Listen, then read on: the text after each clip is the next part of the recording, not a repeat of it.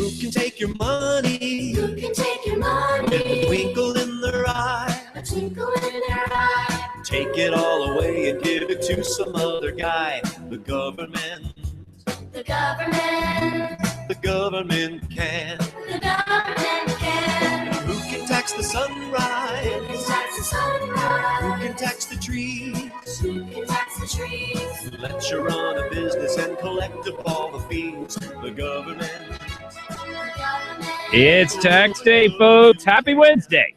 It's Wing Wednesday. It's tax day. It's just a fantastic, wonderful set of days all mixed into one glorious, the government can, tax day. How much we have changed as a people, or at least the majority has. I mean, that's really, think about 15 years ago, like Bill Clinton's position on gay marriage. Even 10 years ago or 5 years ago, I didn't even know how many years ago Barack Obama changed. I would guess no more than 5. I mean, think how dramatic our country is. It's just dramatically different, and it's dramatically different its views about government, about the government can or the government can't. 569-1080, 357-5868, the Glen Biegel Show here on KOAN and KVNT. Happy Wednesday, everybody. Happy Wing Wednesday. I want to tell you about a solution, and it probably will seem very extreme. How serious are we about stopping these people from committing suicide in public? Yeah, you know what I'm talking about. Yes, you do. You think that you don't, but you do. The people who are drinking themselves to death in public, on street corners, lying about in, the sleeping bags and fake tents and all kinds of stuff. Yes, they are killing themselves, and they're killing themselves in public. How serious are we? Are we serious? Do we care? Do we going to do something about it? I'm not saying you don't care about the people. What I want to know is, do we care? Do we want to stop them? Are we sick of it? Have we had enough? And do we want to do something more than just a symbolic? So that question is on my mind. The mayor's race, Channel 11 came in with a wonderful review, very fair. You know, I'm always struck when the not fair. KTVA's piece is completely unfair. So they got Amy Domboski to answer something during a debate when her mind is on other things, and then they go and ask Ethan Berkowitz 3 days later what his position is on it. They print his 3 days later position as they ask him when he can take as much time as he wants. He can redo his position. They'll take whatever he says. And Amy Domboski, I bet they didn't even call her. They said, well, your position couldn't possibly have changed. You gave that during the middle of a debate when somebody hijacked you. I just love it. I love it. We're going to talk about KTVA. And, there they are. What this race is really about. It's a bicycle race. That's what it is. We are having a $100 million bicycle race. We have to ride our bicycles. Bonnie, we should go out and ride our bicycles around. Well, they have those new fat tires. Oh, yeah. So I love you can those ride things. winter round. They're expensive, though. And they're not as good. This is what I was told. I had a friend of mine who rides his bicycle to work regularly, and he tried a fat tire thing, bit it. So they're not safe on ice necessarily or at all. So he switched back to having studs on his. So his regular tires? Yeah. Okay. Yeah. So that apparently works. I'm not a big bike rider. Pretty good. Look, I don't believe that Amy Domboski and Ethan Berkowitz have any differences in their position on bicycles at all. No, that was a definite pointed question to her. Pointed question. And they kept coming back to her and kept coming back to her. All they wanted was the little deer in the headlights, little Amy Domboski deer. Give us a sound bite, Amy, Whoa. Please. We're going to make this race about something. It's not about the $100 million. We got a $100 million bicycle race for a position that you don't. So we'll cover KTVA's thoughts on that. I would love to hear from you. Do you care? I mean, maybe we don't. Maybe we just don't care that we have this blight on the city of Anchorage. It's very sad.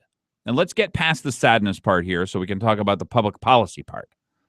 People killing themselves in public, people drinking themselves literally to death in front of our eyes, and we can't stop them, or can we? Do we want to? That's the question that I have. That is the question that I have. I have a solution. I don't know I'm cursed with this, Bonnie. It's very strange to me. I've been cursed with this idea that for things that there don't appear to be solutions to, I just have to come up with one. So it may be outrageous, and this may be a completely outrageous solution. But I promise you, it is a solution. And no, it's not getting rid of all those people or boxing them all up. It doesn't have anything to do with that. But it is a solution. And I want to know from your eyes whether or not the solution I have, or do we not care? It's a deep question. A lot of times people just don't care enough where, yes, it's a problem. Okay, it's a problem. What are we going to do about it? For instance, people in some of the North End elementary schools, 25% of the school will be at reading level. Is it a problem? Yeah. Think about it, folks. If you're not reading at fourth grade at reading level, what are your chances in life? That's 75% of the school doesn't read at reading level at fourth grade. What are your chances? How are you going to fix that? Is it a problem? Yeah, it's a problem. Are we going to do anything about it? No, not a doggone thing. You don't care enough about those folks. You don't want to change the school system. And maybe what you think is whatever solution you conservatives come up with is always going to be worse than whatever's going on there now. Maybe 90% of people won't be at reading level if you're in charge, you crazy conservatives. I don't know. But I've got a solution for the people drinking themselves to death in the middle of the roads or right on the sidewalks, the blight of Anchorage. And we're going to talk about bicycles. I love bicycles. I think we should just talk about bicycles all the time because that's what this mayor's race is all about. 12 minutes after the hour, the Glen Biegel Show on KOAN and KVNT. Happy Wednesday, everybody. It's tax day, our favorite day of the year. The day when you realize what your government really costs you. Stay tuned.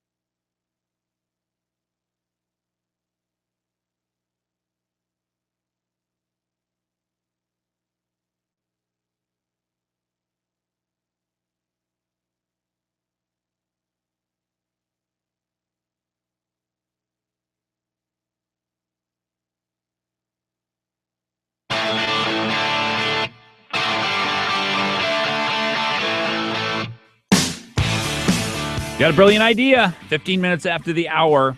Let me tell you about the hour sponsor for this hour, the Glen Biegel Show, here on KOAN and KVNT. It is A&A The Shop, Alaska's premier independent Subaru service center. You thought you had to drag your Subaru back to the dealership to get it fixed. Oh, no. That is not true. Best shop in Anchorage. Best car shop in Anchorage 6 out of the last 12 years.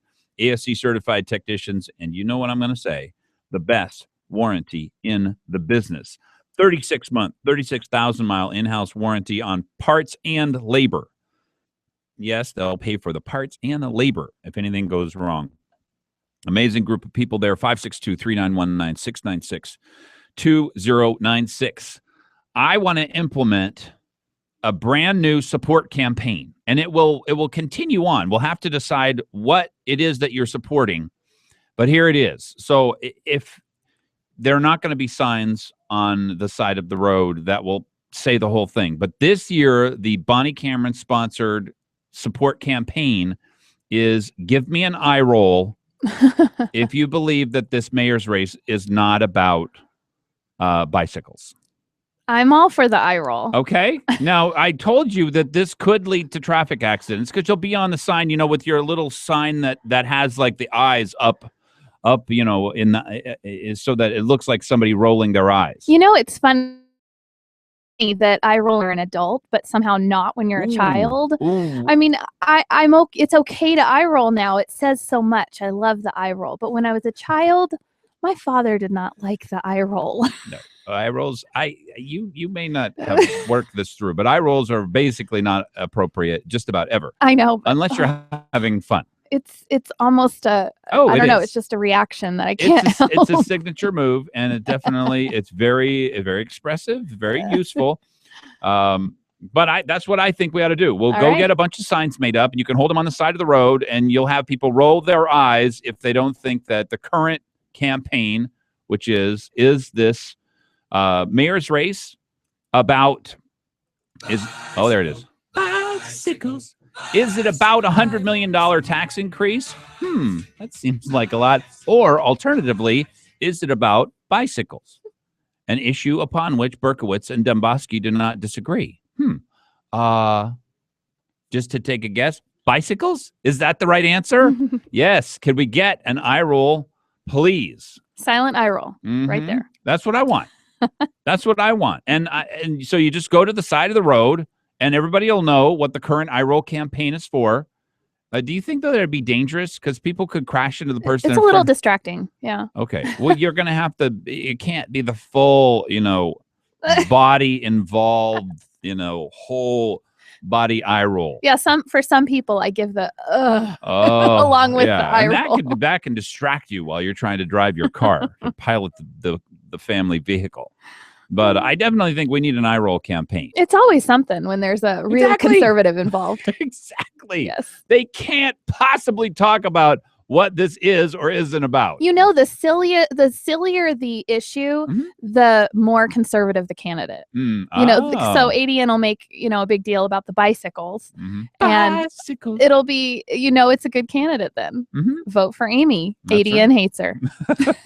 And the eye roll campaign continues. I think that's a good idea. It is dangerous. I will admit that, but it's very appropriate, and it's something that absolutely needs to be done. Yeah, the latest entrant into the bicycle. Yeah, the crazy bicycle campaign, which apparently is what all of this has to do with. They I guess got Amy thinking of something else in the middle of the campaign. There it is. Bike safety debate. One distinction between Anchorage mayoral candidates not true. How did they establish this, by the way? This is the sad thing about media. 1 week ago, Ethan Berkowitz and Amy Domboski participated in a KTVA 11 debate with the top candidates for mayor. What will you do to improve bicycle safety for commuters? Now, they don't give her answer, by the way, which was that's not a top line issue.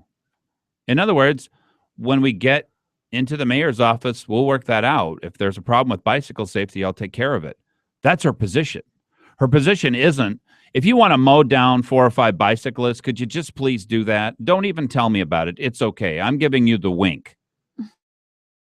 That's not okay, KTVA. I don't know if you figured that out. What I did figure out, though, as I read your piece, is you asked Ethan Berkowitz this later, and you didn't ask her. No follow-up. You didn't ask her. You didn't ask her. You didn't ask her what her position is. You don't know what her position is. And more importantly, and maybe most importantly, I roll everyone. Yes, you didn't want to know her position. Oh, burn. You know, you're not really journalists. You're just Ethan Berkowitz supporters. I'll just let you know. Who wrote this anyway? Shannon Ballard. Okay, this is your telltale sign. And for anybody out there who uses this as a wedge issue, you really maybe want to stay home from voting. Oh, my goodness. So what do they go into about? So they give the question, what will you do to improve bicycle safety for commuters? Okay, these are bicycle commuters. There's a couple thousand of them a day. Significant? You know, look, I think it's significant. Anything which has anything to do with a voter, totally significant. If you think that there's a non-significant voter issue, you're wrong. Bicycle safety is a significant issue. Is it the most important issue? Was it on her mind? Did she have a good answer? No, she didn't. Would she come up with one? Let me think. Yep. Okay. Yeah, I think so. I'm guessing so. Yeah. Maybe you ought to ask her. Maybe you ought to ask her what her real position is, because she didn't give one. So what do? They go to the Make It Monday forum the following day and ask Ethan Berkowitz what his position, not during a 15-second follow-up in the middle of a debate. They ask him at the time. He could take 15 minutes to answer. And they could take whatever part of his answer they want. Fair? Not fair. I mean, it's an honest question. And this goes to Mike Dingman. It goes to Jeff Landfield. Fair or not fair? Really? Is it? I know Mike Dingman's answer, by the way, already. Perfectly fair. He actually is playing up that she wants to secede from Anchorage. I wonder if he went and asked her that. This is going to be a hugely difficult race to win. And this is why the media has convinced everybody that Amy Domboski is extremely right-wing. And they've convinced everybody else that Ethan Berkowitz is not left-wing. Now, I don't know about you, but we just had a very conservative mayor. I thought he did a pretty good job. Other than the fact that I don't think police will go out and respond to property crimes. I don't even know what kind of crimes they will respond to, actually, anymore. I'm not sure. But that wasn't the mayor's fault. That was Mark Begich's fault. And now next it'll be Ethan Berkowitz's fault. Well, we'll have even fewer mayors. But maybe they'll do their job on behalf of Mayor Berkowitz. They won't do their job, apparently, for Mayor Sullivan. There are 384 officers, by the way, still, who are ostensibly employed with the job of enforcing our laws. They're not being dispatched to enforce our laws, which means your property maybe is in jeopardy. I mean, hello? Is this just me? Is this surprising in any way? All right, so back to this article here. The Shannon Ballard bike safety debate. One distinction between Anchorage mayoral candidates. Fair or not fair? Fair or not fair? Is this a fair attack? So on Monday, they have this debate. Amy has dropped this little bomb. She says, I don't know. It's not really top on my thing. She probably had no idea that there have been 3 fatalities. I don't know in the 3 fatalities whether or not there's any safety regulations which could have changed the outcome. Does anybody know that? How could you possibly know everything about Anchorage? But maybe you would have a good response after you'd been asked the question if they did it 6 days later in the Make It Monday forum. All right. So here's Ethan Berkowitz's full-blown response. You need to make sure there's adequate lighting. It's a question of making sure people understand that there are bikers out there so that there's a public safety campaign, and we need to take a good look at it. So there, and we can, well, let's see, we need to take a good look at it if there can be some dedicated biking routes for bikers. Okay, so now he wants to dedicate certain routes for bikers and kick the cars off altogether. Did he say that those lights have to be LED lights? Because that's another big thing he's worried about. Yes, he wants to switch over to LED lights, spend Just a few making $1 million to save a few thousand. Let's see. Did they go back and ask Amy Demboski? No.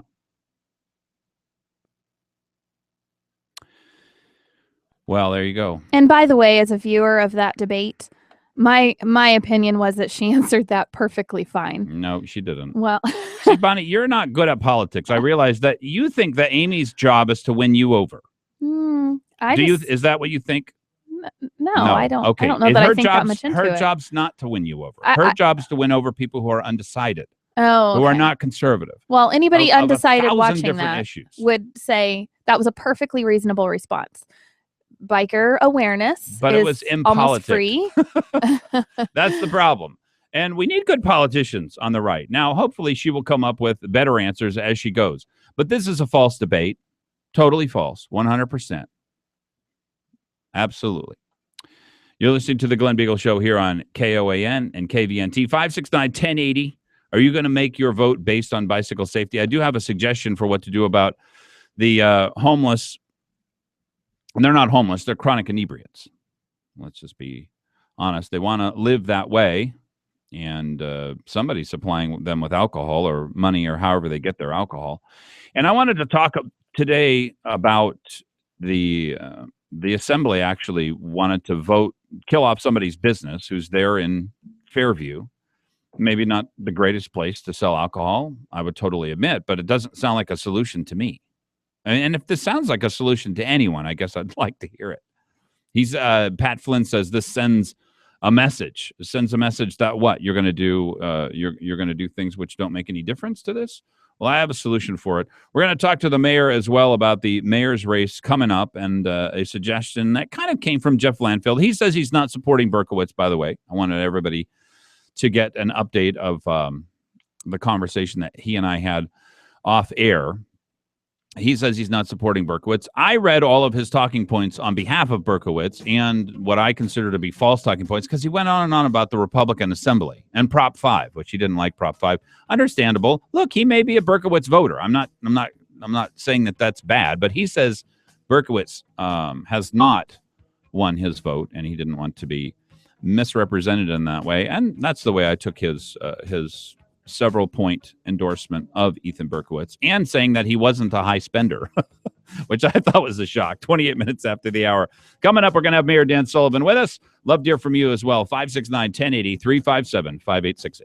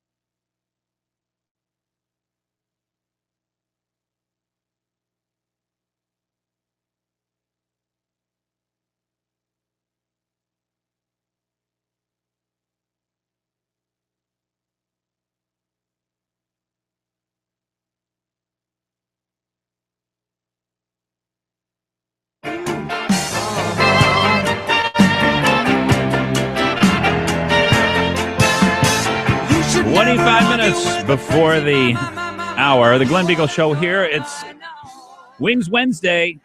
At somewhere near the end of the program, we're going to be giving away a $20 gift certificate to Wings and Things on the corner of 36 in the Antarctic there.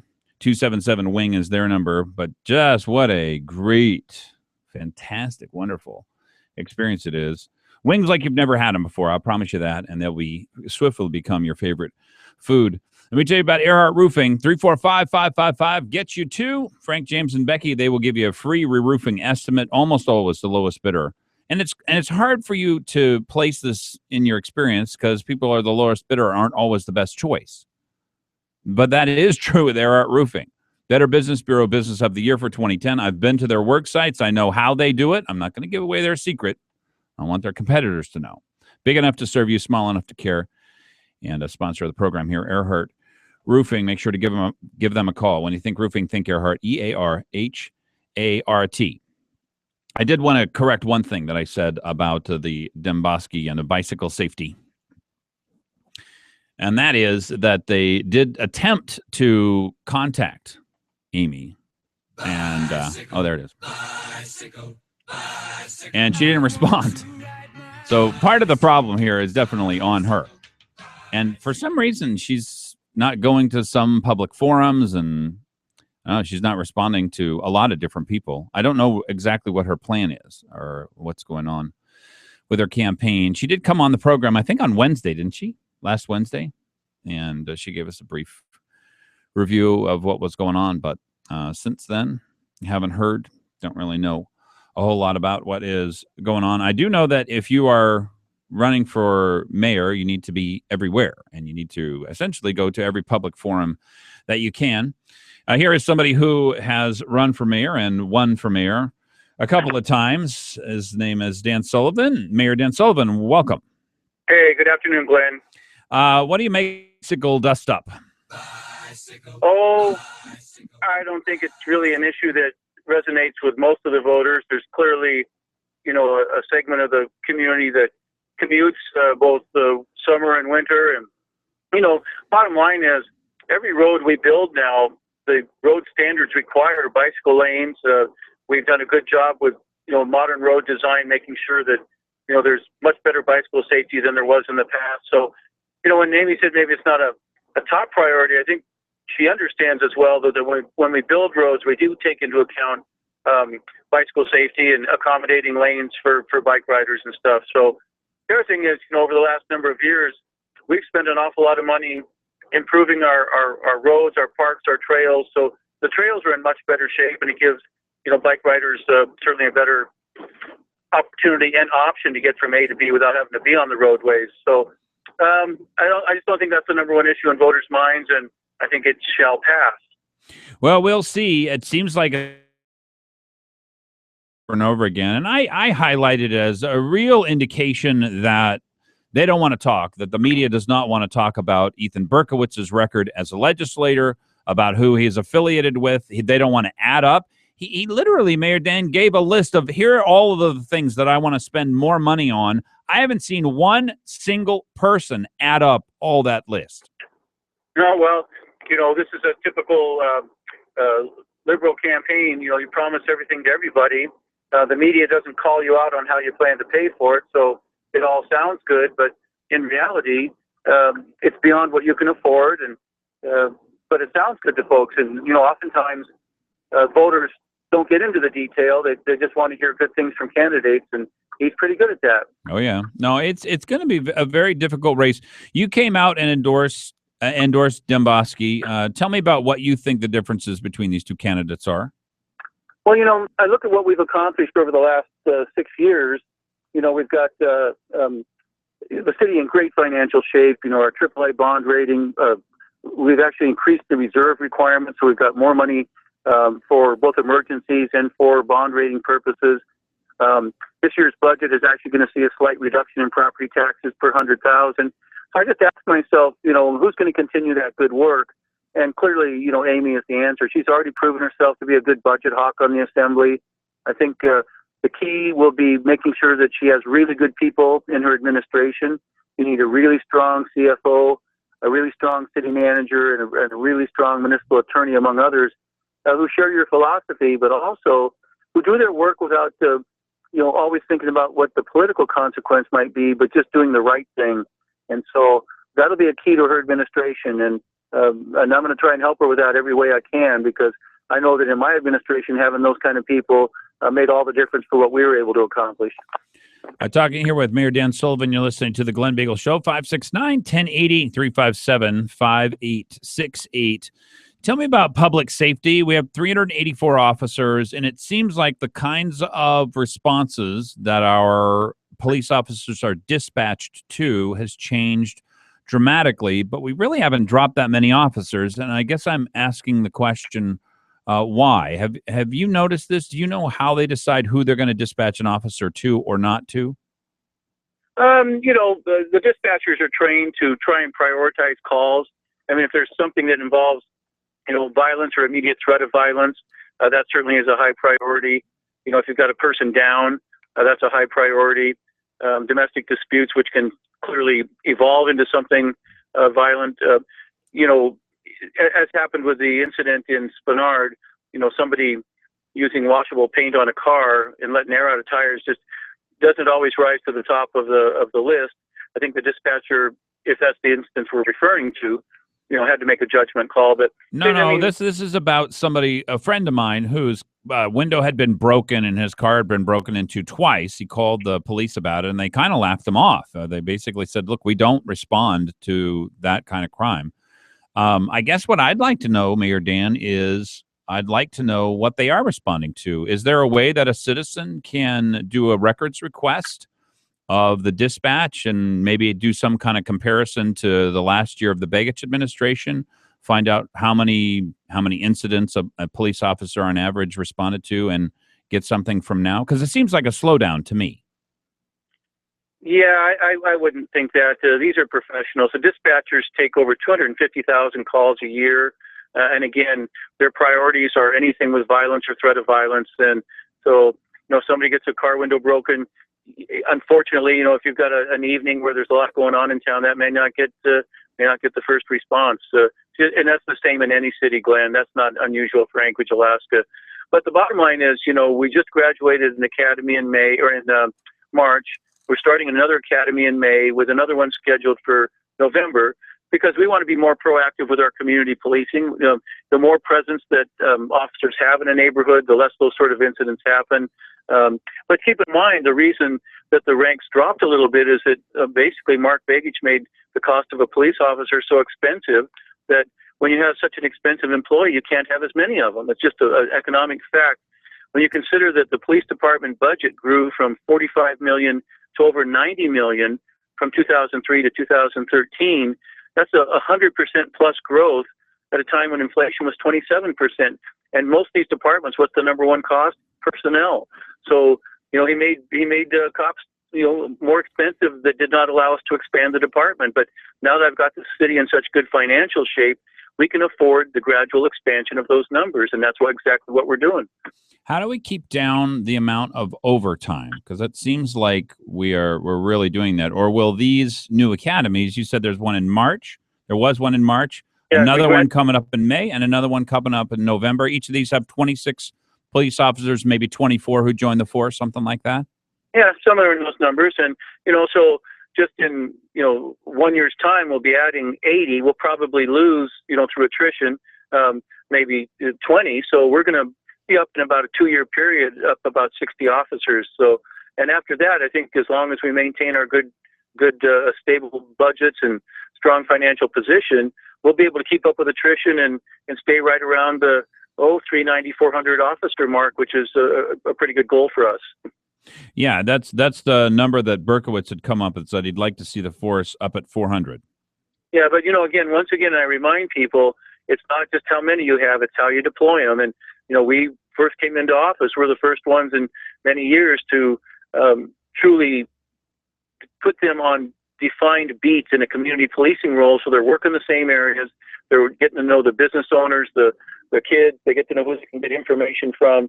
That hadn't been done before we came into office for a long time, and it makes a difference. And it's one of the reasons that even though we've had fewer officers, the 5-year crime average of our administration is lower than the previous 5-year average of the previous administration. That's just a fact. So, people can talk about, crime seems to be up or this or that, but the numbers don't lie. There's fewer crimes today than there were, 6-7 years ago. Well, and it's important for us to get, because that's never going to be printed, I guess, in the paper. I mean, it's a fact, as you point out, and it's a relevant statistical piece of information, but the news media doesn't seem all that interested in reporting it. So I really appreciate you giving us that information. The candidate Demboski can bring up on the campaign trails that, the crime numbers are good, but, we can't take it for granted. We have to be diligent. We have to make sure that we keep improving, and then it's a good message for her. I think everybody agrees with that. Well, she's got to do a good job of delivering it, because it's very dangerous to make, crime is okay as it is, because then anytime there's any crime, they're going to paint you as somebody who doesn't care about them either. Mayor Right. Dan, I appreciate you coming on. Thanks so much for giving us your thoughts. Hey, my pleasure, Glenn. Anytime. All right. Take care. That was Mayor Dan Sullivan. Love to hear from you. 569-1080, 357-5868. What is on your mind? It's tax day. It's April 15th, and individual personal taxes are due. Are you going to make the deadline? I got mine done a couple days early. I'm so proud of myself. I'm not going to go stand in line with everybody else this time, 14 minutes before the hour. Glen Biegel Show here on KOAN.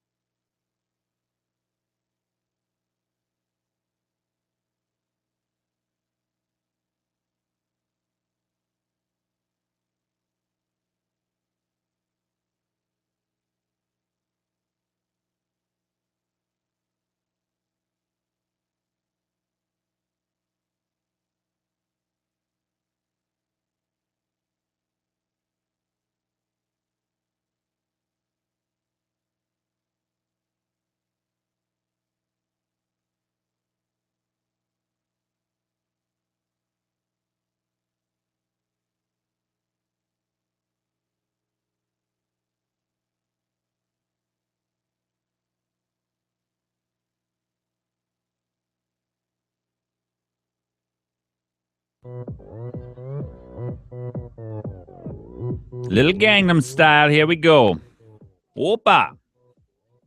It is the Glen Biegel Show on KOAN and KVNT. Love to hear from you. 569-1080, 357-5868. If there's one place where the word intractable comes into play more often than any other, it's in IT. And Anand Dubey over at Dubey Business Services, there is no problem that is intractable for him. That's what I've learned. He is the most amazing IT manager that I have ever run across, and I have been and run across hundreds. And if you're looking for a solution to an intractable problem, here is a solution for you. 947-6223. Give Anand and his team a call, and you will be amazed. I promise you. 947-6223. 947-6223. DBS. Let me go to the phones here. I'd love to hear from you. 569-1080, 357-5868. Tom, welcome. Good afternoon, sir. Good afternoon. Yeah, the mayor says, what the budget was, and he uses a lot of numbers, and Ethan Berkowitz comes out, and the police union comes out and says, we're just hemorrhaging cops. We don't have enough cops. So today I thought, well, what's the truth? And so I went to the municipal budget. Uh-oh. Well, we got a fact checker. You know what could happen here, Tom? Here, I'll give you, before you even give me the numbers, what I want you to do is say, I'm doing a public service. To every person who is reporting on politics, you can give them these numbers so that they at least can print them in their, quote, stories. Well, that we would hate to... You don't want to add facts into the mix, do we? Facts just kind of, just messes it They all can up. be so confusing and hard to understand. We want to keep it simple for people. And facts are so limiting, too. If you don't have the facts, then you can say anything. But from 2008 until present, we've increased the fire department budget by 20%. 2008 to present. And 2008 to present, we've increased the police budget by 17%. This year, we have a $469 million budget. $90 million is for fire, $97.6 million is for police, and Public Works is $103 million or $108 million. So between police, fire, Public Works, which is what the real role of government is, we're spending most of our budget. I think the Sullivan administration. That's 3/4. That's 3/4 of the budget, or real close to that. For those three departments. Yeah. And which is what it should be. And it's increasing way faster than inflation. Of course, I know that you got 20% raises since 2008. No. And I wish, but no, I didn't. But we are paying 20% more today than we were in 2008. And is that just for salary, or does that include the benefits too? Total budget. Okay, total budget. Got it. Total budget in 2001 for police was $41.2 million. Total budget, or for fire, I'm sorry. And total budget in 2001 for police was $55.3. So there's been tremendous increases since 2001 and tremendous increases since 2008. Now, could we use a few more cops on the street? Ethan is saying there needs to be 400. With the new academies, we're almost there. Awesome. He's saying, he's talking like the Sullivan administration has just decimated the police department. No, it hasn't.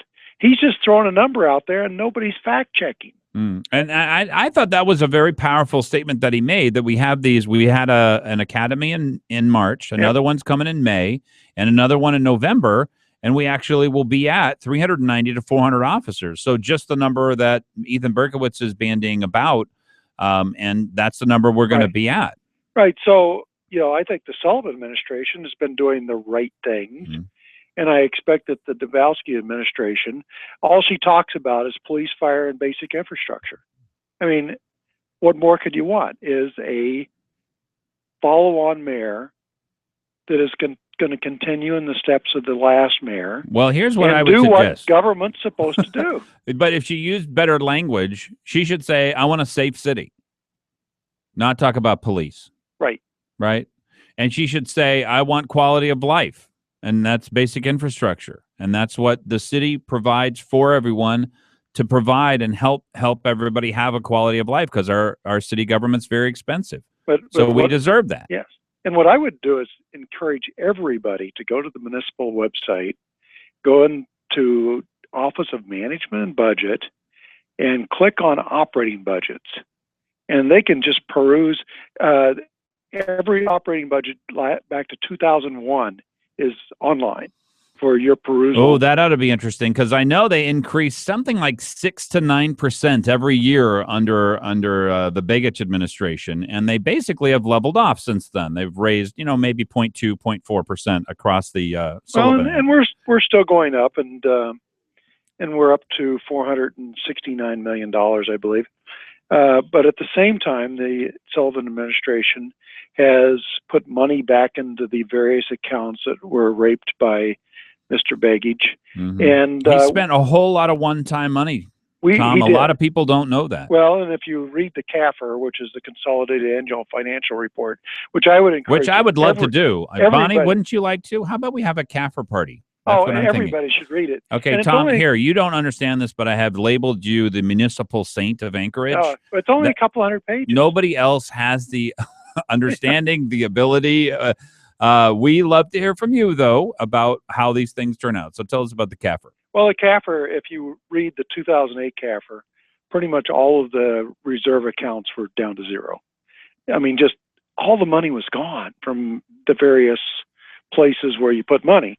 And now with the Sullivan administration, he's gotten the reserve accounts back to where they need to be to protect our bond rating. We're one of the few cities in the country that has a AAA bond rating. And, consequently, when we go to borrow money, and the taxpayers keep approving the bonds, when we go to borrow nobody money, showed up, Tom. Somebody wrote, Dan Bonney or somebody like that, wrote a piece in the Alaska Dispatch News, said that moderate voters didn't show up to vote. I would agree with that. I would agree with it, too. Now, Amy really has to go work for those voters, because I think there's 10 to 15,000 missing voters who she needs to go vote to make sure that Ethan Berkowitz can be beaten. They need to do a lot of calls. Yeah. She needs to be everywhere. Yeah. And I don't hear her on the radio. Of course, I listen to conservative radio. Maybe she's on other radio shows. I don't know where she is, and that's it. It's very important for her to be very energetic right now and get the message out. She needs to be out there. We need to start sign waving. Yeah. We need to make lots and lots of phone calls. People need to drop off their checks at her headquarters so that she can buy the ads that she needs to buy. And we just need to get engaged. And now's the time. The more Berkowitz voters are showing up. Berkowitz paymasters, they're going down and writing him checks. Well, certainly. And everybody just needs to get engaged in Anchorage, because it's a wonderful place. And the more engaged we are, the better it's going to be. Tom McGrath, I appreciate it. Okay, have a good day. Thanks very much. You're listening to the Glen Biegel Show, KOAN, KVNT. And this is your drive home. It's a wonderful, wonderful Wednesday, except for the fact that it's tax day. Oh, the tax man cometh. 2 minutes before the hour. Stay tuned.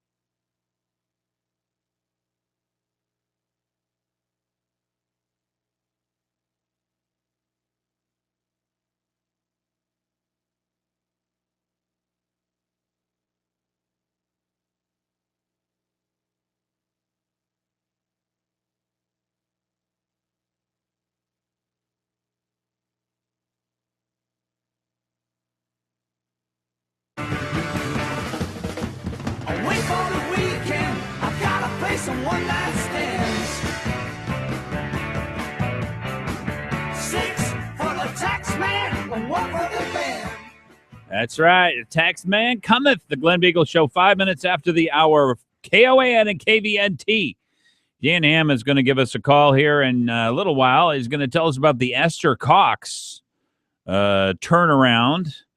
It's kind of rare these days when, even with the number of very true conservatives who are down in Juneau and the enormous number of conservatives who are active across the state, that they have to do something almost outrageous, almost unheard of, almost unconscionable, or actually it is unconscionable, like Common Core. Why is the federal government take over our curriculum going to save our students and make them better? And if it was, why didn't we just do that ourselves? I mean, what's wrong with us? Really? This is where you are. This is what you've got. I'm shocked that we have this bad of answers coming out of people who have been in education their whole lives. All I can think is they aren't able to give any real answers because all of the real answers are removed from consideration because they go against the National Teachers Union or whatever the special interest groups that write these books or whatever it is. I mean, you tell me who the special interest group behind Everyday Math was. I'd love to hear it because that didn't make any sense. It was crazy. The whole thing about it was absolutely nuts. So Esther Cox has been turned away, and I wanted to get Dan Hams with a conservative. Actually, he's with the Alaska Republican Assembly, I'd say the most active conservative organization in the state of Alaska, and they're also endorsing Amy Demboski, which this is one of the things that Jeff Landfield constantly referred to. He didn't want a Valley group telling Anchorage. To me, these are talking points from Berkowitz. I'm a member of the Alaska Republican Assembly. I have spoken at several of their events. And to say that a statewide organization does not have the right to speak, I mean, I would imagine a lot of these, I guess they have local union halls everywhere. But it's not like the local union halls aren't supported by the state union halls, supported by the national union halls, please. So, look, it's very easy for you to say that only local people, the people who have money around here, are union representatives. They keep getting pay raises. Tom went through some of them. The mayor went through some of them. So I don't know. If that's the best you've got, that the only group that's really organized to put forth conservative information is getting involved in the most important race that they can at the time, you're a spokesman for Berkowitz. Am I wrong? Have I got that wrong? I don't think so. 357-5868-569-1080. And, here's somebody who's got some important information. I think the MEA election is coming to a close here pretty soon, and people are going to have to start. I don't know why. Ron Johnson's on the phone with me, and you're up with are you up with a slate of people at this point? I mean, I saw something come out that said, here are 3 people who we can trust to do the right thing. You are one of them, so I thought, well, this must be a good group. Well, yes. Actually, there's 8 candidates for 3 at-large seats. And have we got some good candidates in for each one of them, or do you not have a strong feeling about it either way? Well, we've got some good candidates. Of course, I'm here to promote myself, Glenn. No, and I appreciate that. It's very important for people. Ron Johnson, I trust you. I know that you're looking to do the right thing out at MEA. And there's always big things afoot. Now they want this rail belt utility, and so there are large issues afoot, and really the people who pay the bills are not well looked after. Well, and that's the major issue. We have 3 existing board members that have been on the board for a while. If I'm not happy with the direction MEA is going, I published the figures. Our rates are up about 28%. My fixed income has gone up less than 15% in the same 6-year period. Some of the things that concern me, now granted, the cost of the electricity that we purchase from Hugash has gone up 16%. But the big deal is general administrative expenses in the same 6-year period have gone up 53%. That's something that we've got to take a look at. We've also got some major issues coming up.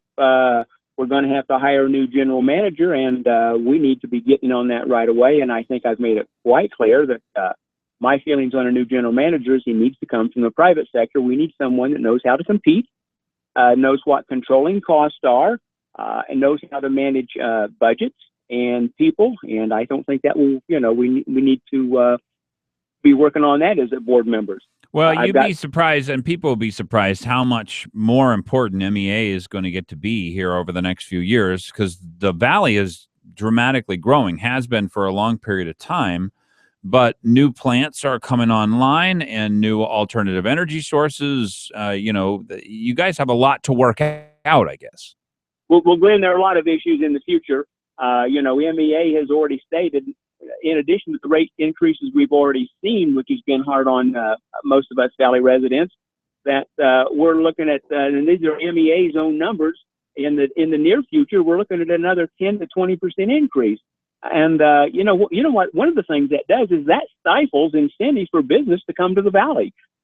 We've got to have an abundant, low cost of energy, not only for our people, but for any business and industry. Now, granted, we've got to have that infrastructure in place, and the cost overruns on the Clutna generating station. I know there's been a lot of stuff published about that, but the bottom line is, when that plant was sold to us about 3.5 years ago, it was sold at $225 million, and we're at over 300 now. And I haven't checked with RCA this week, but it still wasn't that's a lot of money we all have to make up, and we do all have to make up that. The thing that I like most about you, Ron Johnson, on here running for the MEA board, if you are an MEA ratepayer, just go find your ballot. You have one, just fill it out right now.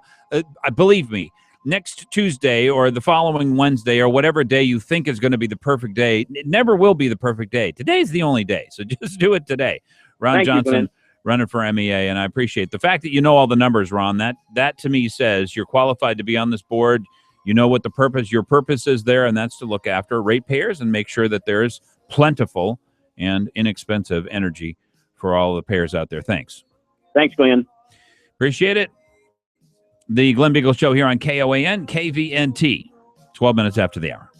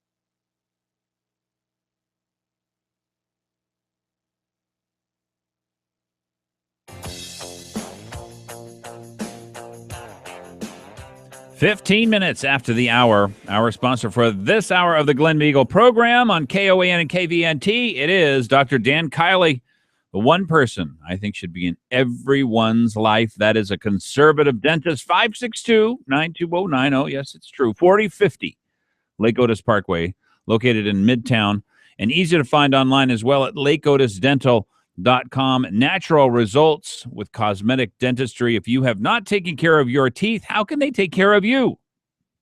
Well, just the guy to call, Dr. Dan Kiley, and a great man. He is. Also want to talk to another great man, and he's being blamed for something that I believe that was at least partly my request. Dan Ham here on the program with me. Dan, welcome to the program. Hi, Glenn. How are you today? Well, I'm doing well. I'm surprised that your group is experiencing such opposition, I guess. You guys are the most active conservative group in the statewide organization. But apparently, people like Jeff Landfield say that you shouldn't be involved in the election here in which I take it is the most important election that's going on right now. But statewide conservative organizations shouldn't be involved in municipal elections in Anchorage. Any idea what he's talking about?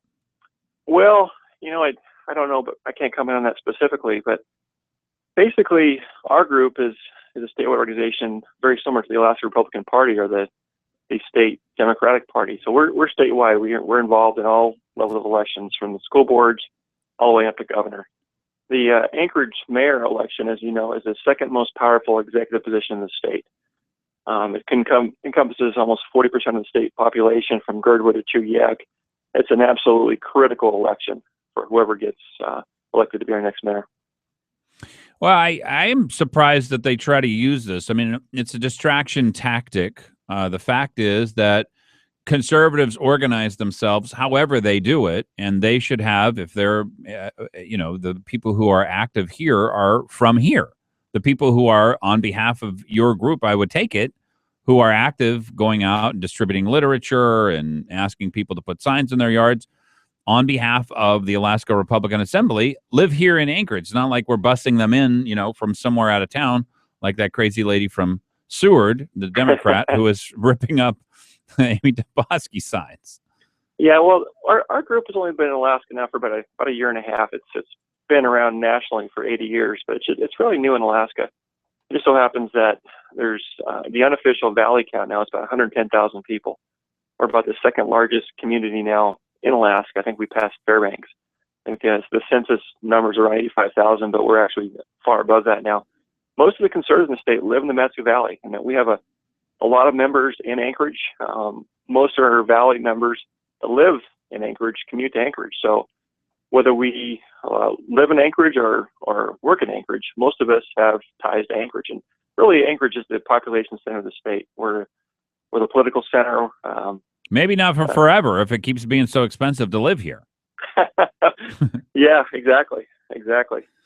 Tell me about, so that's how you guys got involved. You guys have endorsed Amy, if I understand it correctly? Yes, we have. And what are the issues that you're most interested in? I mean, they've published a couple of things, but I think those were not necessarily from the Alaska Republican Assembly, or maybe they will. Oh, bicycles are the most important thing. Have you come down on the bicycle issue? No, we haven't. That's a distraction. Basically, to us, the big issues are: do we want more government and more taxes, or less government and less taxes? That's the deciding point that we all have to look at. Well, I remember some of what Berkowitz did when he was down as a legislator, and he always forced the Republicans. They didn't have a 3/4 majority, so he forced tens of millions of dollars of additional spending in order for them to be able to pass. In a year we were in deficit to pass the budget because it took a 3/4 supermajority vote.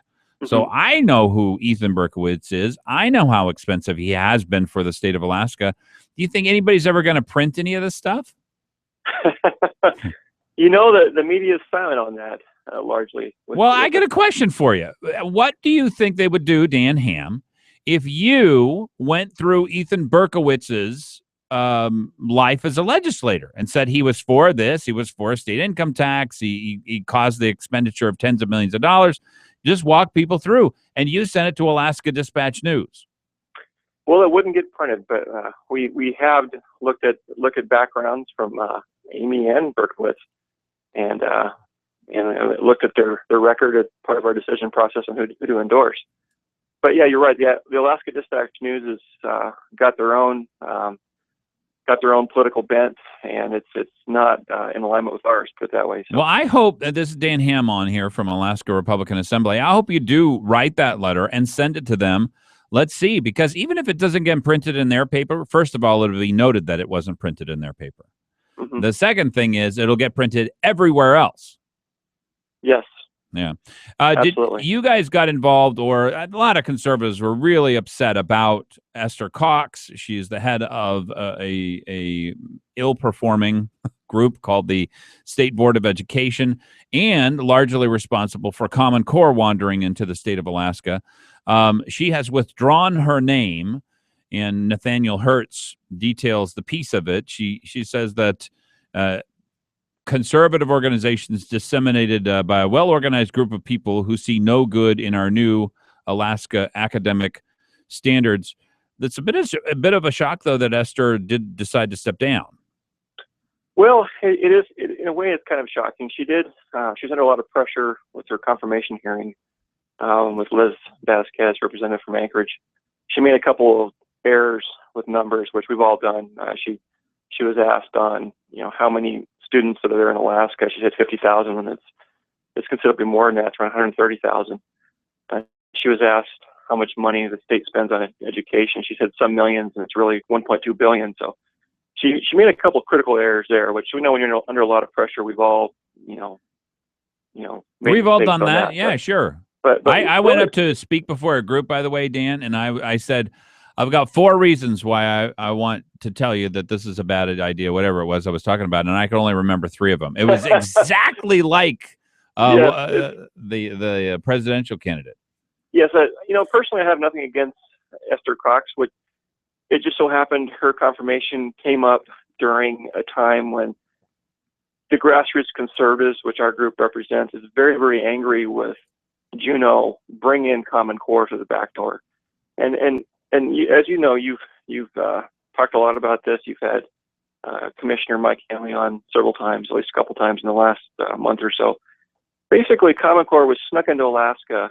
It was rebranded as Alaska State Standards, and what they did was that to get a waiver from the federal No Child Left Behind program and to get federal grant money under the Race to the Top, they had to adopt Common Core and basically end our students' Fourth Amendment privacy rights by sharing data and collecting data, which that's a whole other argument how it's being shared in other states. But basically, it's a Fourth Amendment issue for our children. And this was brought into our state clandestinely. It was when the words Common Core were brought in, there was an immediate backlash against it. A lot of mothers, especially the grassroots, rose up against it. And what they did is rather than dump it, they just changed the name. They rebranded it as Alaska Standards, and they if you look at the standards, they're nearly identical. They're 95% identical to Common Core. They changed a few of the words to make it slightly different, but if you look at each standard in a column form and compare them, they're virtually identical, and they're identical enough for the federal government to give us a waiver to No Child Left Behind and give us the grant money. So we brought this in Alaska, and to this day, Commissioner Mike Hanley and Esther Cox and everybody on the state school board say we haven't adopted Common Core. So that's their political camouflage and their defense for this. So it isn't going to work. We know it's Common Core. Esther Cox, her confirmation came up at a time when we're really working hard to end Common Core in the state, and that's the buzzsaw she ran into. That's the. Can we do without the federal money? What will happen? Will all education cease? No, I personally would like to see some state, Alaska being the first. There's other states that are pushing back, but just say, we're not doing Common Core. There's over $200 million in federal education money that flows into the state, but a lot of that money supports administration jobs.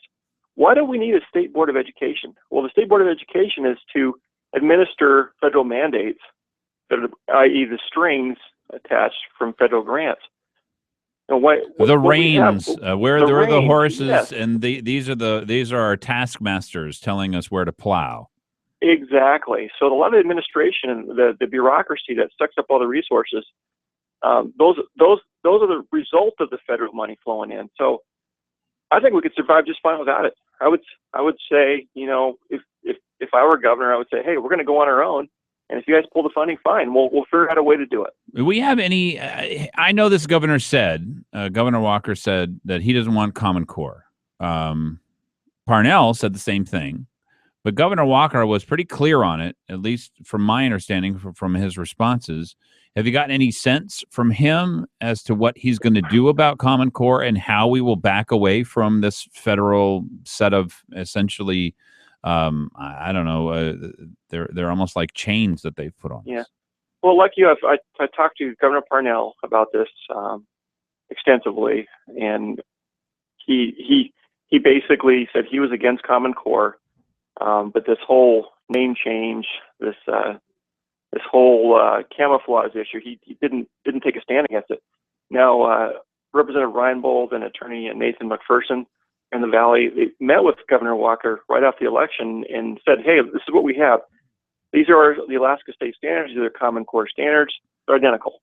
You know, here's a letter signed by Commissioner Hanley that Alaska is substantially 95% in alignment with Common Core to get the grant money. So, I mean, basically, Attorney McPherson, who's a tax attorney and a constitutional attorney here in the Valley, and Representative Laura Reinbold from Eagle River, they did a really good presentation to Governor Walker. He was very pleased to get the information. But as far as I haven't heard anything more about it. We're looking for some concrete steps at some point. Yes, we haven't heard anything more than that. So hopefully, Governor Walker, some of his administration are working towards that. I hope so. Dan Ham, I appreciate you being vocal here and your group being organized. And really, it's a group of people here, largely from Anchorage, who are being, putting their efforts together under the Alaska Republican Assembly banner. It's not some Valley group dictating to the people of Anchorage what they do or don't want. It's just conservatives. And you are the organization, which is the premier conservative organization in the state. There aren't a whole lot of other ones. Ergo, you're it. You're the people who have to help us organize. So you've done a good job. Well, thank you, Glenn. Appreciate it. All right. Appreciate that. Dan Ham, Alaska Republican Assembly. You're listening to the Glen Biegel Show here on KOAN and KVNT. My solution for the chronic inebriates coming up 28 minutes after the hour. Born and raised in South Detroit, he took the midnight train going anywhere.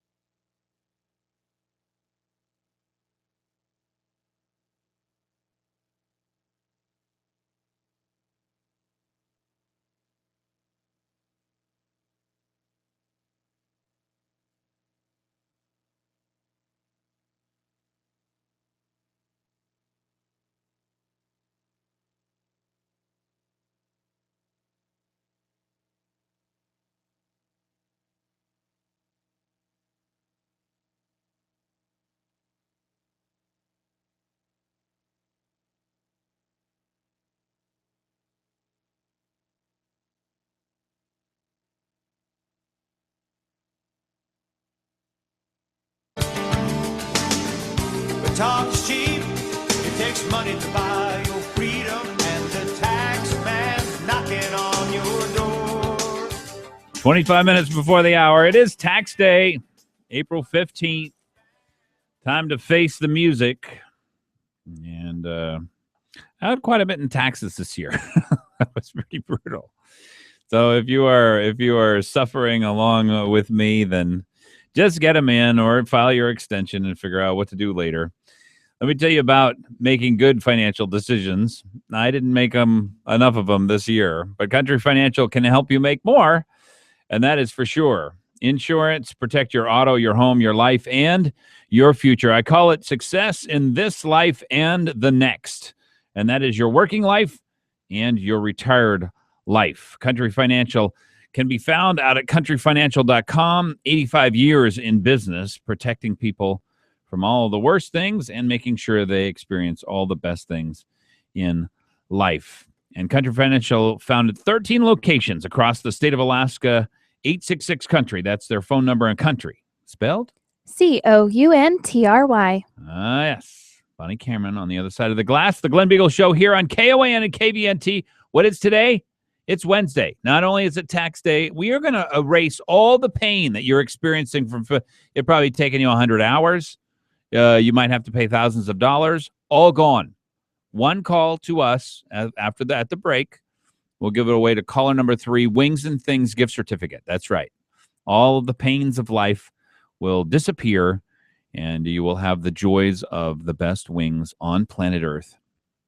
And some of the best sandwiches, too. They actually can put the hot sauce. I don't know if you know this, Bonnie, but they can put the hot sauce from the wings on a sandwich. I'm still a little upset over the fact that you made me get a French dip.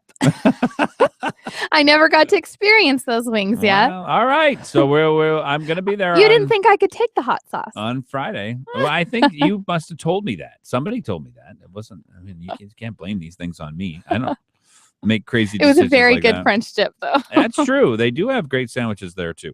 Wings and Things here at the break. We'll be giving away some sandwiches for them. 569-1080, 357-5868. Would love to hear from you. So Hillary Clinton actually bussed people in. She staged her event at Iowa.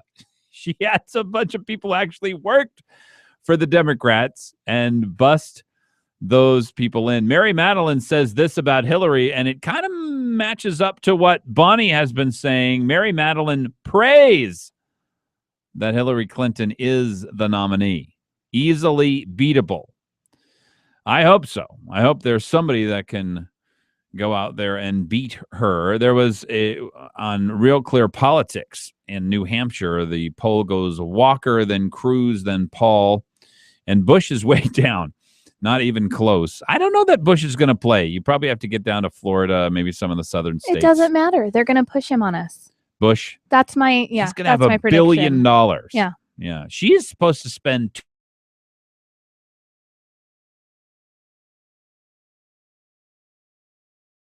it's cheap. Look, it literally is cheap for you and me, right? All we want is the government out of our lives, out of our children's lives. We want freedom of choice and education. And we want a government that pays its debts with the current people's money, not future people's money.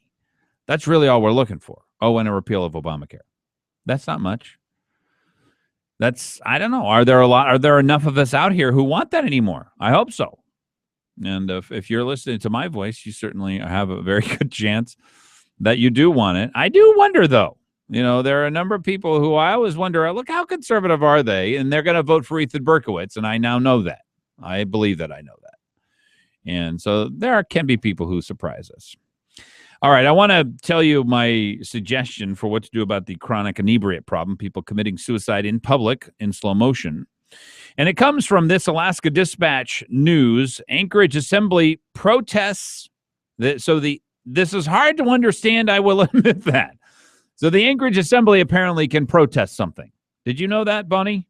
Well, apparently they can. They can protest the Fairview liquor license renewal. This isn't a protest for all of Fairview. That I could kind of understand. You have like a no alcohol zone.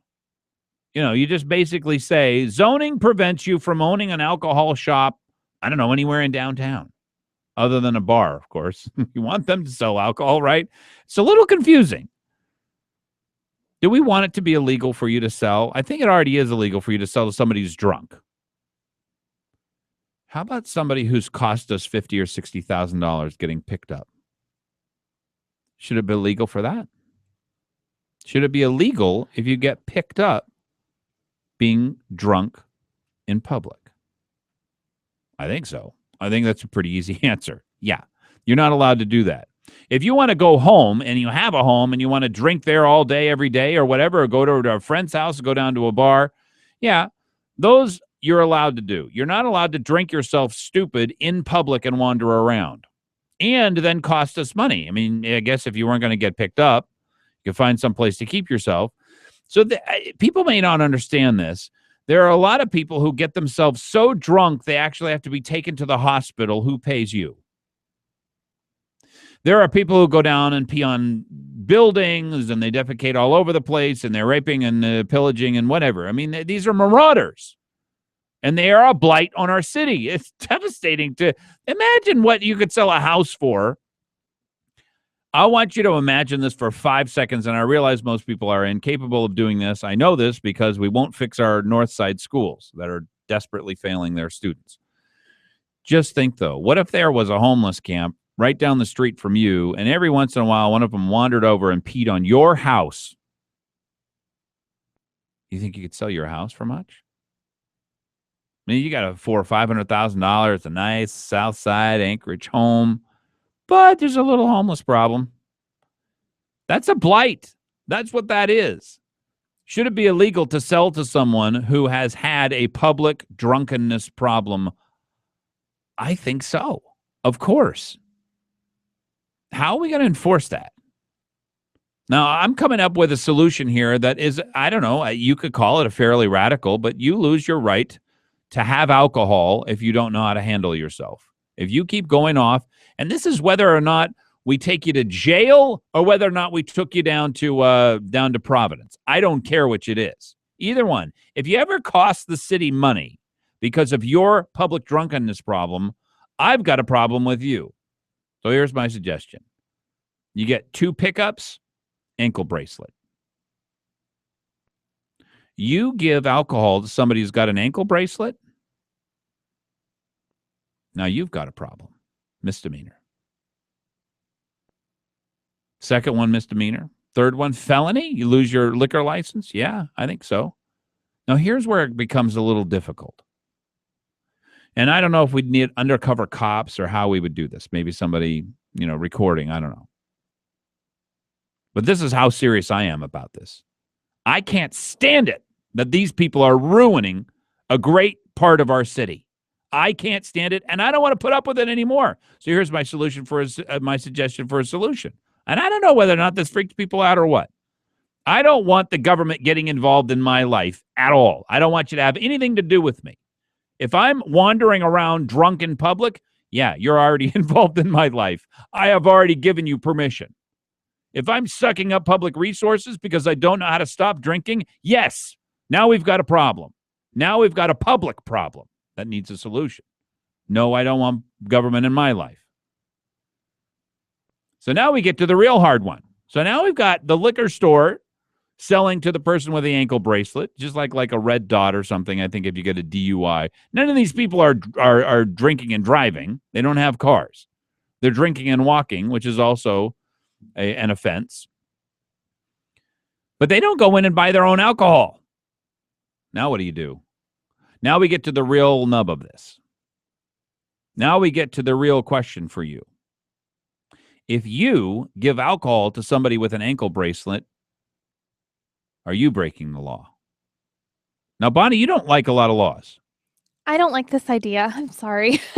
Well, that doesn't bother me. No, by the way, but what are you supposed to do? Say, let me see your ankle? Yes. That's exactly what I want. I want them to say, do you have an ankle bracelet on? If I give you alcohol and you have one, I'm breaking the law. I don't know. I mean, you don't have a solution, but I get the sense you don't care about this problem. No, That's that. I don't know about that, but I would say that it's definitely a personal liberty kind of thing to give somebody money. I mean, don't you I'm think? not talking about money. Well, I think it should be illegal to give somebody money too if they have if they have an alcohol ankle bracelet. I agree with that. Well, too. then what are you talking about giving them? Giving them alcohol. You are not allowed to give them alcohol. Oh, you mean like sell them alcohol? No. So here's a person they're stumbling around drunk, and they say, "Hey, go into the store, buy some alcohol for me, and give it to me." Does that happen often? All the time, every single day. Every single day, all these people get alcohol from somebody. They're not going in it. They're drunk all day long. They don't go in and buy alcohol. None of these people buy alcohol. So you're saying that people come in and buy money for them, but they're going to have an ankle bracelet on too? No, I don't know. Maybe eventually they would. I don't think so. But I think you just put those people in jail or fine them. I just don't think we should hold the people who are business owners responsible for that. I know. Well, if you sold to somebody who is drunk, if you're a bar owner and you sold to somebody who's drunk, you're liable already. That's a law. Yeah, that's already a law. Mm-hmm. But if you sell to somebody who's an ankle bracelet holder, I don't have any problem with them. See, I'm looking forward to a society that actually has laws that stop this. And so I think it's serious enough for us to do something about it. You tell me what you think. 569-1080. We don't want any laws. We don't want, look, these people are drunk. They cost us 50, 60 grand, and there's nothing we can do about it. Or is this something that arouses an interest in you? 569-1080.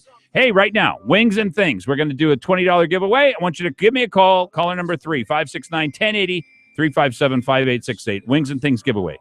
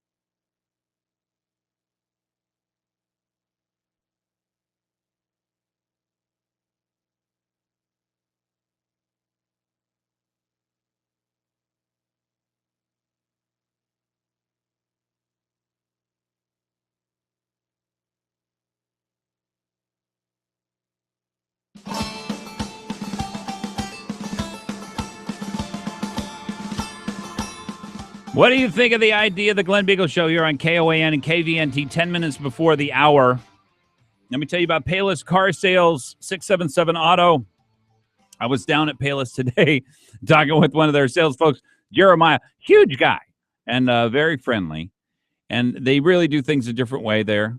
I've been very impressed with them. They're longtime listeners to the show, and I believe in the way that they sell cars. They're also one of the only places in town that actually has an auto shop that also is partnered up with a used car place. So they know what shape their cars are in, and they bend over backwards to make sure you give them a 5-star rating, the highest rated used car place in all of Anchorage. And that's by far. I mean, it's not even close. Payless Car Sales, 677 Auto, online at paylesssales.com. All right. Love to hear from you. Let me go to Mark. Mark, welcome. Well, how's it going, Glenn? It's going fine. I'm upset about public inebriates, and I want them to stop. Let me go and tell you how I know the way some of the drunk drivers are getting around it. Okay. They're going to the liquor store and they're using their passport rather than their driver's license. Because right now it's got a red stripe on their DUI. Right. Oh, and they can do that. I thought you had to show a driver's license. You No, don't. all you have to do is show a government issued ID. Now they're still breaking the law. They're the ones breaking the law, not the business owners. Now, if the business owner was told, or if they are suspicious of it, they log it. Mm. But that's the way that they're getting around it right now. I see. What do you think about the ankle bracelet idea for people who are publicly drunk and costing us money? Well, why don't we give them a blue ticket to somewhere in the bush and let them out? Yeah, you think they'll stay there? Nobody can afford to live in the bush anymore. Well, who said we were dropping them off at a cabin? Oh, just deep in the woods. I see, yeah. Mark. That's a little rougher than I was thinking. So, but I'm with Bonnie. I'm not in favor of any type of more laws on it. So, all right. Well, I appreciate that. Look, I'm looking for solutions. I have a fairly extreme one, admittedly, and people should be worried about the government having too much power. But I don't think that you have an entitlement to your privacy. You certainly don't have the entitlement to alcohol if you do not know how to use it and if you're publicly drunk all the time. Bill, welcome to the show. Thanks for calling. Good morning, Glenn. How are you? Yes, it's still morning. It's morning in America. Oh, I'm working on taxes, it feels like. Oh, my gosh. Are you going to make it? Well, I just downloaded TurboTax. What's my next step? Call a tax attorney. No, I don't know. Call a tax professional. No, you can fill your things out. Do you have all your W-2s? Oh, no, I'm not here to talk about taxes. So you have this ankle bracelet idea, right? Yes. I've got a one-up for you, and then I've got a better solution than that. Why not just tattoo the word no on their forehead? Well, I guess that I am trying to stay away from any permanent markings on them. But, okay. Bill, frankly, they're not going to live very long if we don't do something about it. But I don't like the idea that they cost our city money. Oh, I don't either. And, the resources utilized on these people go for naught. Now, I can go one better, though. Here's a solution. You get picked up by CSP, right? Mm-hmm. Time, okay, fine. They log you. The second time, they dip both your hands in that indelible ink that they use over in Iraq to vote. Mm. Now, that's going to wear off in a period of time. Yeah, about 30 days, I think, something like that. Yeah, you can choose your ink. They could stick their hands in acetone or acid or whatever and try and do something. Oh, I'm sure they would, too. They'd figure out how to get off. These are very ingenious people. Both of their hands or all their fingers and their thumbs go into indelible ink, and then in 30 days, they'll, probably be able to buy alcohol on their own again. Not permanent, but at least it's a 30-day suspension. Sort of like. Well, I don't think they're buying the alcohol. I think they got handlers or whoever. People are going and buying it for them. Handlers? Yeah. Well, I have witnessed somebody who was very well dressed who went and told somebody that they had not gotten enough money or whatever it was. It was a very odd conversation, but he looked like essentially a homeless pimp. And so that's the way I figure it works, that there are some business people who have these panhandlers out. They essentially go out, collect money, but then they go buy them alcohol, transport them around town. How do you think somebody gets from the shelter all the way to South Anchorage? So you're saying there's an intermediary that runs out there That's what I believe. I witnessed the conversation happening. It was very clear. There were several things that were very clear, Bill. The drunk guy who was out panhandling knew the guy in the very nice jeans and very nice shoes. He wasn't dressed in a suit or anything, but you could tell that he was well off. Okay. And you could tell that he was expecting the conversation and that he knew the guy, and he was very, very upset after whatever it was that the guy told him, and the guy was shaking his finger at him, and then he walks off. And so to me, there was only one explanation for that. This is the guy's pimp, and the guy says, "Look, you're not making it. You haven't made your money here 2 or 3 days. I'm not buying you any alcohol." That's my guess, but I mean that's just me reading into it. He wasn't telling him get off the street corner. Okay, let me just say that. You're probably fairly observant, my friend. Well, that's what I observed. I try to do that, because I want to know, how do these guys? They're not riding the bus from Francis Shelter to South Anchorage. They get all the way back to Brother Francis Shelter by the end of the day. Nobody could walk that far. It's like 10 miles. There's no possibility that that's going on. So how do they get down there? Especially not drunk. How do they get the alcohol each and every single day? Every day of their life, they're drinking more alcohol than a normal person should. Hey, you got a GoPro? I don't know. What's a GoPro? Oh, I got a GoPro, but I'm trying to figure out what this other thing. I'm looking at my computer. It says W-2. Yes, you got to have a W-2. You don't have a W-2, you're in big trouble. Uh-oh. All right. Look for that. Bye. Good luck, Bill. I love that. Bill's filling out a tax. It's tax day. It's also Wing Wednesday. Did we get a winner, by the way? Mark, congratulations. Oh, he was just on. Oh, well, how about that? Oh, Robert. What happened to Robert? Robert, we had you. Give us a call back. Is this him? Robert? No. 569-1080, 357-5868. I am, and sometimes you can have an overreaction to things, because what if somebody has one of those ankle bracelets, but they do have a 3-piece suit on? But if they're asking you to give them alcohol, or they're asking you to go buy them alcohol, that's weird. There's something wrong going on there. You should be able to figure that out.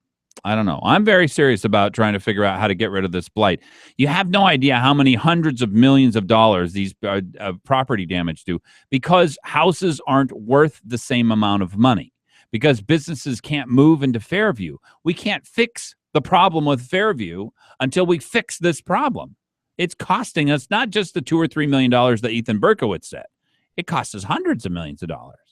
It costs the people who live down there hundreds of millions of dollars. So I'm willing to try and figure out something. I don't want anybody giving them alcohol, and I don't want them to get it themselves. But giving government more power, I still believe this, though. You can lose your right to purchase alcohol. You can lose your right to get alcohol from somebody else. And I think that that's definitely true. You're listening to the Glen Biegel Show. It's tax day, folks. I hope you get your taxes done.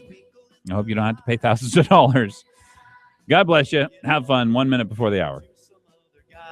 The government. The government. The government can. The government can. Who can tax the sunrise? Who can tax the sunrise? Who can tax the trees? Who can tax the trees? Let you run a business and collect up all the fees. The government.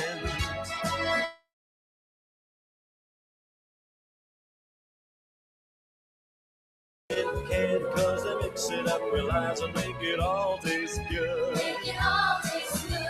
The government takes everything we make to pay for all.